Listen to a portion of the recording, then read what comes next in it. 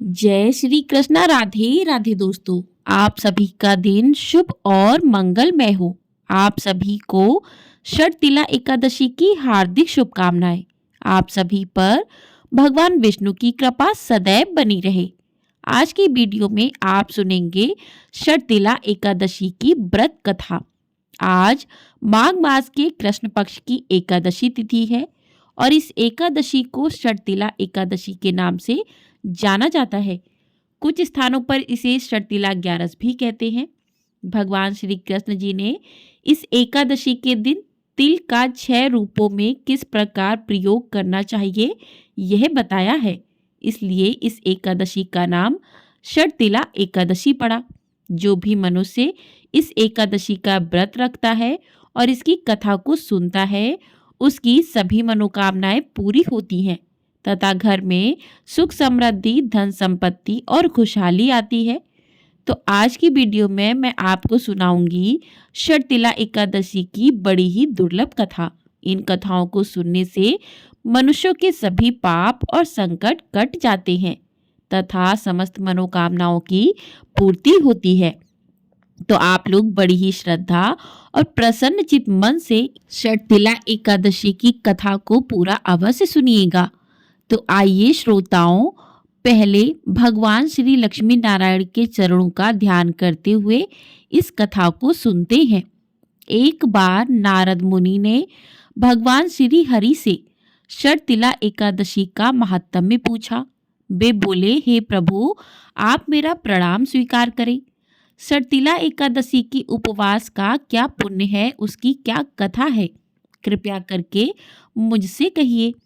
नारद जी की प्रार्थना सुन भगवान श्री हरि जी ने कहा कि हे नारद, मैं तुम्हें प्रत्यक्ष देखा सत्य वृत्तांत सुनाता हूँ। ध्यान पूर्वक इसका श्रवण करो। बहुत समय पहले मृत्यु लोक में एक ब्राह्मणी रहती थी। वह सदा व्रत उपवास किया करती थी। एक बार वह 1 मास तक उपवास करती रही। इससे उसका शरीर बहुत कमजोर हो गया। वह अत्यंत बुद्धिमान थी, फिर भी उसने कभी भी देवताओं और ब्राह्मणों के निमित्त अन्न आदि का दान नहीं किया। मैंने चिंतन किया कि इस ब्राह्मणी ने उपवास आदि से अपना शरीर तो पवित्र कर लिया है तथा इसको वैकुंठ लोक की प्राप्ति हो जाएगी, किंतु इसने कभी अन्न दान नहीं किया है। अन्न के बिना जीव की तृप्ति होना कठिन है। ऐसा चिंतन करके मैं मृत्यु लोक में गया और उस ब्राह्मणी से अन्न की भिक्षा मांगी। इस पर उस ब्राह्मणी ने कहा कि हे योगी राज, आप यहाँ किस लिए पधारे हैं? मैंने कहा, मुझे भिक्षा चाहिए। इस पर उसने मुझे एक मिट्टी का पिंड दे दिया। मैं उस पिंड को लेकर स्वर्ग लौट आया। कुछ समय व्यतीत होने पर वह ब्राह्मणी शरीर त्याग कर स्वर्ग आई। मिट्टी के पिंड के प्रभाव से उसे जगह जगह एक आम वृक्ष सहित घर मिला, किंतु उसने उस घर को अन्य वस्तुओं से खाली पाया। वह घबराई हुई मेरे पास आई और बोली, हे प्रभु, मैंने अनेक व्रत आदि से आपका पूजन किया है, किंतु फिर भी मेरा घर वस्तुओं से रिक्त है। इसका क्या कारण है? मैंने कहा, तुम अपने घर जाओ और जब देव स्त्रियां तुम्हें देखने आए तब तुम उनसे षटतिला एकादशी व्रत का महात्म्य और उनका विधान पूछना। जब तक वह ना बताए तब तक तुम द्वार नहीं खोलना। प्रभु के ऐसे वचन सुनकर वह अपने घर गई और जब देव स्त्रियां आईं और द्वार खोलने के लिए कहने लगी, तब उस ब्राह्मणी ने कहा, यदि आप मुझे देखने आई हैं तो पहले मुझे षटतिला एकादशी का महात्म्य बताइए।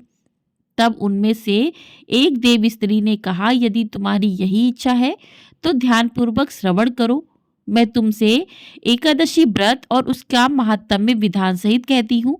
जब उस देव स्त्री ने षटतिला एकादशी का महात्म्य सुना दिया, तब उस ब्राह्मणी ने द्वार खोल दिया। देव स्त्रियों ने ब्राह्मणी को सब स्त्रियों से अलग पाया। उस ब्राह्मणी ने भी देव स्त्रियों के कहे अनुसार षटतिला एकादशी का उपवास किया और उसके प्रभाव से उसका घर धन धान्य से भर गया। अतः हे पार्थ, मनुष्यों को अज्ञान को त्याग कर षटतिला एकादशी का उपवास करना चाहिए। इस एकादशी व्रत के करने वालों को जन्म जन्मांतर की निरोगिता प्राप्त होती है, यानी वह व्यक्ति कभी रोगी नहीं होता। इस प्रकार उपवास से मनुष्य के सभी पाप नष्ट हो जाते हैं। इसके बाद श्री कृष्ण जी कहते हैं कि अन्न, तिल आदि दान करने से धन्य धान में बढ़ोतरी होती है। इससे यह भी सिद्ध होता है कि मनुष्य जो और जैसा दान करता है, शरीर त्यागने के बाद उसे फल भी वैसा ही प्राप्त होता है। अतः धार्मिक कृत्यों के साथ साथ हमें दान आदि अवश्य करना चाहिए। इस प्रकार भगवान श्री कृष्ण जी के श्री मुख से एकादशियों का महात्म्य सुनकर श्रद्धा पूर्वक उन्हें प्रणाम करते हुए अर्जुन ने कहा कि हे केशव, आपके श्री मुख से एकादशियों की कथाएं सुनकर मुझे असीम आनंद की प्राप्ति हुई है। हे मधुसूदन, कृपा कर अन्य एकादशियों का महात्म्य सुनाने की भी अनुकंपा करें। भगवान श्री कृष्ण बोले कि हे अर्जुन, अब मैं माघ मास के कृष्ण पक्ष की षटतिला एकादशी व्रत का महात्म्य सुनाता हूँ। इसे ध्यानपूर्वक सुनो। एक बार दालभ्य ऋषि ने पुलस्त ऋषि से पूछा कि हे ऋषि श्रेष्ठ, मनुष्य मृत्यु लोक में ब्रह्म हत्या आदि महापाप करते हैं और दूसरों के धन की चोरी तथा दूसरों की उन्नति देखकर ईर्ष्या आदि करते हैं। ऐसे महान पाप मनुष्य क्रोध, ईर्ष्या, आवेग और मूर्खतावश करते हैं और बाद में शोक करते हैं कि हाय, हमने ये क्या किया। हे महामुनि, ऐसे मनुष्यों को नरक से बचाने का क्या उपाय है? कोई ऐसा उपाय बताने की कृपा करे जिससे ऐसे मनुष्यों को नरक से बचाया जा सके, अर्थात उन्हें नरक की प्राप्ति ना हो। ऐसा कौन सा दान पुण्य है जिसके प्रभाव से नरक की यातनाओं से बचा जा सकता है? इन सभी प्रश्नों का हल आप कृपया पूर्वक बताइए। दालभ्य ऋषि की बात सुनकर पुलस्त ऋषि ने कहा कि मुनि श्रेष्ठ, आपने मुझसे अत्यंत गूढ़ प्रश्न किया है। इससे संसार में मनुष्यों का बहुत लाभ होगा। जिस रहस्य को इंद्र आदि देवता भी नहीं जानते, वह रहस्य मैं आपको अवश्य ही बताऊंगा। माघ मास आने पर मनुष्य को स्नान आदि से शुद्ध रहना चाहिए और इंद्रियों को वश में करके तथा काम, क्रोध, लोभ, मोह, ईर्ष्या तथा अहंकार आदि से सर्वथा बचना चाहिए। पुष्य नक्षत्र में गोबर, कपास, तिल मिलाकर उपले बनाने चाहिए। इन उपलों से 108 बार हवन करना चाहिए। जिस दिन मूल नक्षत्र और एकादशी तिथि हो, तब अच्छे पुण्य देने वाले नियमों को ग्रहण करना चाहिए। स्नान, नित्य कर्म से देवों के देव भगवान श्री हरि का पूजन व कीर्तन करना चाहिए। एकादशी के दिन उपवास करें और रात को जागरण और हवन करें। उसके दूसरे दिन धूप, दीप, नैवेद्य से भगवान श्री हरि की पूजा अर्चना करें तथा खिचड़ी का भोग लगाएं। उस दिन श्री विष्णु को पेठा, नारियल, सीताफल या सुपारी सहित अर्घ अवश्य देना चाहिए। तदुपरांत उनकी स्तुति करनी चाहिए। हे जगदीश्वर, आप निराश्रितों को शरण देने वाले हैं, अर्थात जिनका कोई सहारा नहीं है उन्हें सहारा देने वाले हैं। आप संसार में डूबे हुए का उद्धार करने वाले हैं। हे कमल नयन, हे मधुसूदन, हे जगन्नाथ, हे पुंडरीकाक्ष, आप लक्ष्मी जी सहित मेरी इस तुक्ष अर्घ को स्वीकार कीजिए। इसके पश्चात ब्राह्मण को जल से भरा घड़ा और तिल दान करने चाहिए। यदि संभव हो तो ब्राह्मण को गौ और तिल दान देना चाहिए। इस प्रकार मनुष्य जितने तिलों का दान करता है, वह उतने ही सहस्त्र वर्ष तक स्वर्ग में वास करता है। इस दिन तिल का 6 रूपों में इस प्रकार प्रयोग करना चाहिए। पहला तिल स्नान, दूसरा तिल का उबटन, तीसरे तिल का हवन, चौथे तिल का तर्पण, पांचवें तिल का भोजन और छठे तिलों का दान। ये तिल के 6 प्रकार हैं। इनके प्रयोग के कारण यह षटतिला एकादशी कहलाती है। इस व्रत के करने से अनेक प्रकार के पाप नष्ट हो जाते हैं तथा मनुष्यों की समस्त मनोकामनाएं पूर्ण हो जाती हैं और अपार धन संपत्ति की प्राप्ति होती है। बोलिए श्री नारायण भगवान की जय। बोलिए श्री शालिग्राम भगवान की जय। तो इस प्रकार से षटतिला एकादशी की कथा पूर्ण हुई। अब सुनते हैं एकादशी माता की कथा। तो प्रिय श्रोताओं, युधिष्ठिर ने भगवान श्री कृष्ण से पूछा कि भगवान, पुण्यमयी एकादशी तिथि कैसे उत्पन्न हुई? इस संसार में वह क्यों पवित्र मानी गई तथा देवताओं को कैसे प्रिय हुई? तो श्री कृष्ण भगवान बोले, कुंती नंदन, प्राचीन समय की बात है। सतयुग में मुर नामक दानव रहता था। वह बड़ा ही अद्भुत, अत्यंत रौद्र तथा संपूर्ण देवताओं के लिए भयंकर था। उस काल रूपधारी दुरात्मा महासुर ने इंद्र को भी जीत लिया था। संपूर्ण देवता उससे परास्त होकर स्वर्ग से निकाले जा चुके थे और शंकित तथा भयभीत होकर पृथ्वी पर विचरा करते थे। एक दिन सब देवता महादेव जी के पास गए। वहां इंद्र ने भगवान शिव के आगे सारा हाल कह सुनाया। तो इंद्र बोले कि हे महेश्वर, यह देवता स्वर्ग लोक से निकाले जाने के बाद पृथ्वी पर विचर रहे हैं। मनुष्यों के बीच रहना इन्हें शोभा नहीं देता। हे देव, कोई उपाय बताइए, देवता किसका सहारा ले? तो महादेव जी ने कहा, देवराज, जहाँ सबको शरण देने वाले, सबकी रक्षा में तत्पर रहने वाले जगत के स्वामी भगवान गरुड़ ध्वज विराजमान है, वहां जाओ। वे तुम लोगों की रक्षा अवश्य करेंगे। भगवान श्री कृष्ण कहते हैं कि हे युधिष्ठिर, महादेव जी की यह बात सुनकर परम बुद्धिमान देवराज इंद्र संपूर्ण देवताओं के साथ क्षीर सागर में गए, जहां भगवान गदाधर सो रहे थे। इंद्र ने हाथ जोड़कर उनकी स्तुति की। इंद्र बोले, देवेश्वर, आपको नमस्कार है। हे देव, आप ही पति, आप ही मति, आप ही कर्ता और आप ही कारण हैं। आप ही सब लोगों की माता और आप ही इस जगत के पिता हैं। देवता और दानव दोनों ही आपकी वंदना करते हैं। हे पुंडरीकाक्ष, आप दैत्यों के शत्रु हैं। हे मधुसूदन, हम लोगों की रक्षा कीजिए। प्रभु जगन्नाथ, अत्यंत उग्र स्वभाव वाले महाबली मुर नामक दैत्य ने इन संपूर्ण देवताओं को जीतकर स्वर्ग से बाहर निकाल दिया है। भगवान देव देवेश्वर देवता भयभीत होकर आपकी शरण में आए हैं। दानवों का विनाश करने वाले कमल नयन भक्त बत्सल जनार्दन, हमारी रक्षा कीजिए। भगवान शरण में आए हुए देवताओं की सहायता कीजिए। इंद्र की बात सुनकर भगवान विष्णु बोले कि देवराज, यह दानव कैसा है, उसका रूप और बल कैसा है तथा उस दुष्ट के रहने का स्थान कहाँ है? देवराज इंद्र बोले कि देवेश्वर, पूर्व काल में ब्रह्मा जी के वंश में तालजंग नामक एक महान असुर उत्पन्न हुआ था, जो अत्यंत भयंकर था। उसका पुत्र मुर दानव के नाम से विख्यात है। वह भी अत्यंत उत्कट, महापराक्रमी और देवताओं के लिए भयंकर है। चंद्रावती नाम से प्रसिद्ध एक नगरी है, उसी में स्थान बनाकर वह निवास करता है। उस दैत्य ने समस्त देवताओं को परास्त करके उन्हें स्वर्गलोक से बाहर कर दिया। उसने एक दूसरे ही इंद्र को स्वर्ग के सिंहासन पर बिठाया है।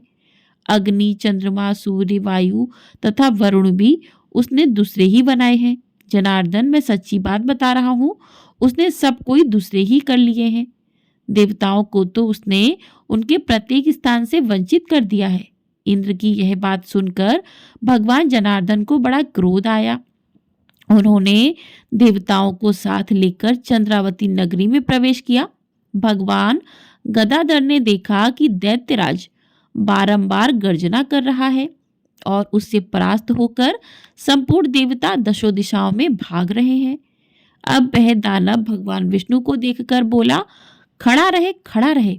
उसकी यह ललकार सुनकर भगवान के नेत्र क्रोध से लाल हो गए। वे बोले, अरे दुराचारी दानव, मेरी इन भुजाओं को देख।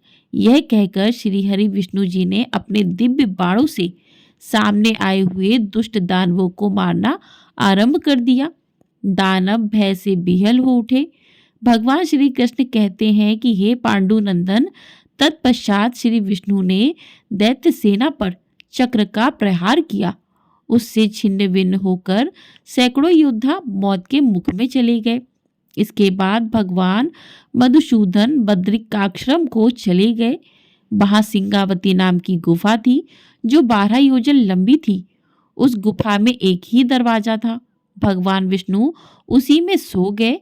वह दानव मुर भगवान को मार डालने के उद्देश्य से उनके पीछे पीछे तो लगा ही था, अतः उसने भी उसी गुफा में प्रवेश किया। वहां भगवान को सोते देख उसे बड़ा हर्ष हुआ। उसने सोचा, यह दानवों को भय देने वाला देवता है। अथवा निसंदेह से मार डालूंगा।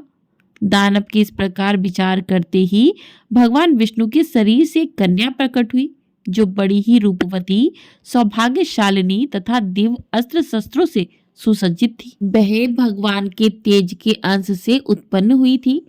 उसका बल और पराक्रम महान था।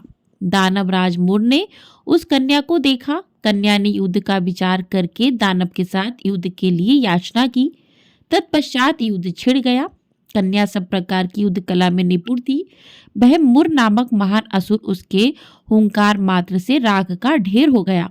दानव के मारे जाने पर भगवान जाग उठे। उन्होंने दानव को धरती पर इस प्रकार निष्प्राण पड़ा देखकर कन्या से पूछा, मेरा यह शत्रु अत्यंत उग्र और भयंकर था, किसने इसका वध किया है? कन्या बोली, हे प्रभु, आपके ही प्रसाद से मैंने इस महादैत्य का वध किया है। श्री हरि भगवान ने कहा, कल्याणी, तुम्हारे इस कर्म से तीनों लोकों के मुनि और देवता आनंदित हुए हैं। अथा तुम्हारे मन में जैसी इच्छा हो उसके अनुसार मुझसे कोई वर मांग लो। देव दुर्लभ होने पर भी वह वर मैं तुम्हें दूंगा, इसमें तनिक भी संदेह नहीं है। वह कन्या साक्षात एकादशी ही थी। कन्या ने कहा, प्रभु, यदि आप प्रसन्न हैं तो मैं आपकी कृपा से सब तीर्थों में प्रधान, समस्त विघ्नों का नाश करने वाली तथा सब प्रकार की सिद्धि देने वाली देवी हूँ।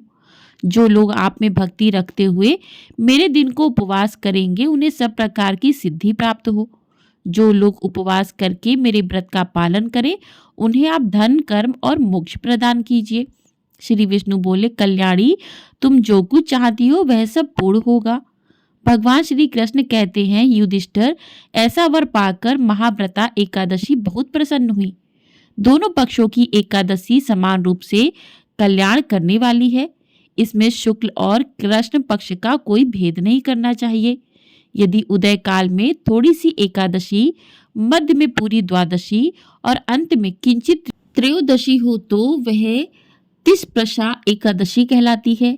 वह भगवान को बहुत ही प्रिय है।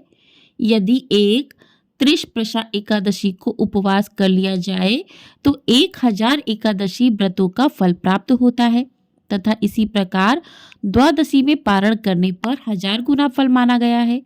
अष्टमी, एकादशी, षष्ठी, तृतीया और चतुर्थी, ये यदि पूर्व तिथि से विद्ध हो तो उनमें व्रत नहीं करना चाहिए। परिवर्तनी तिथि से युक्त होने पर ही इनमें उपवास का विधान है। पहले दिन में और रात में भी एकादशी हो तथा दूसरे दिन केवल प्रातः काल एक दंड एकादशी रहे तो पहली तिथि का परित्याग करके दूसरे दिन की द्वादशी युक्त एकादशी को ही उपवास करना चाहिए। यह विधि मैंने दोनों पक्षों की एकादशी के लिए बताई है। जो मनुष्य एकादशी को उपवास करता है वह वैकुंठ धाम में जाता है, जहाँ साक्षात भगवान गरुड़ ध्वज विराजमान रहते हैं। जो मानव हर समय एकादशी के महात्म्य का पाठ करता है उसे 1000 गोदान के पुण्य का फल प्राप्त होता है। जो दिन या रात में भक्ति पूर्वक इस महात्म्य का श्रवण करता है वे निसंदेह ब्रह्म हत्या आदि पापों से मुक्त हो जाते हैं। एकादशी के समान पापनाशक व्रत दूसरा कोई भी नहीं है। बोलिए श्री लक्ष्मी नारायण भगवान ने की जय। तो इस प्रकार से शर्तिला एकादशी की व्रत कथा पूर्ण हुई। आपको यदि ये कथा पसंद आई है तो वीडियो को लाइक अवश्य कर दीजिएगा। आपको हमारे चैनल पर माघ मास महात्म्य के अध्याय प्रतिदिन सुनाए जा रहे हैं। यदि आप इन अध्यायों को सुनना चाहते हैं तो चैनल को सब्सक्राइब कर लीजिएगा, साथ ही बेल आइकन प्रेस कर दीजिएगा, जिससे आपको जो भी अध्याय अपलोड हो वो समय से प्राप्त हो सके। और आपको हमारे चैनल पर मौनी अमावस्या की कथा भी सुनाई जाएगी। तो आप लोग चैनल को सब्सक्राइब करके ढेर सारा प्यार अवश्य दीजिएगा। और एकादशी के व्रत का पारण आपको किस समय पर करना है इसकी वीडियो भी आपको हमारे चैनल पर ही मिलेगी। तो आप लोग वो वीडियो जाकर भी देख सकते हैं। और वीडियो पसंद आई हो तो वीडियो को लाइक अवश्य कर दिया कीजिए। आपके लाइक हमारे लिए बहुत अधिक महत्वपूर्ण होते हैं, तो वीडियो को लाइक करना बिल्कुल भी ना भूलें। और ये वीडियो पसंद आई है तो इसके कमेंट बॉक्स में श्री हरि विष्णु की जय अवश्य लिखिएगा। बोलिए भगवान श्री हरि विष्णु की जय।